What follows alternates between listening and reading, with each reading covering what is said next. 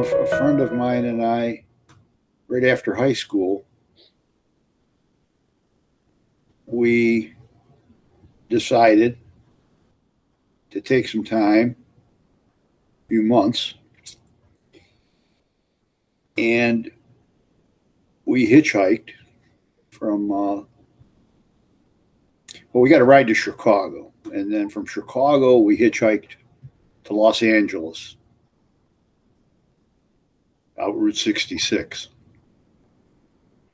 the old roads. But it wasn't, it was the way to travel back in the early 60s. And highways, some highways were built, but we took the old 66 and we got off and we stayed a month in Vegas, and we stayed in LA for several weeks, and we were gone about 3 months, and we hitchhiked all the way back.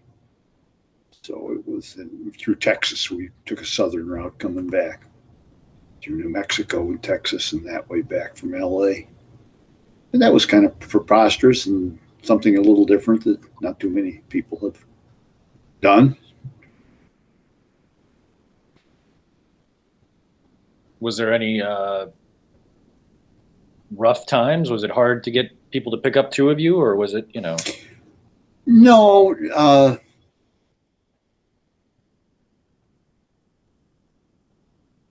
there were times when we would have to wait for, I don't think we ever waited for more than a couple hours before somebody picked us up.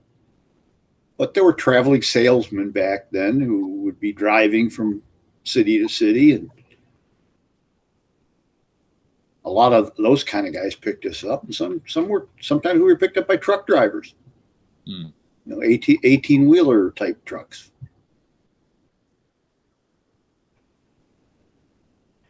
Route 66 was the main highway back then. I mean, it was a 2-lane, but it was a main route between Chicago and LA. And it's still a pretty cool road. If you ever want to go on a on a trip, Mark, it's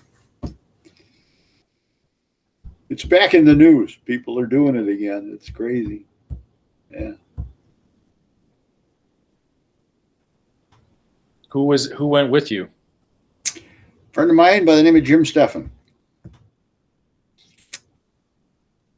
He was a high school classmate, and I knew him since grade school. We played a lot of sports together, and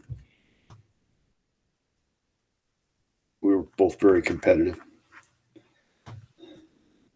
But you're still friends. Oh yeah, I get emails from him every day. Yeah. Steph.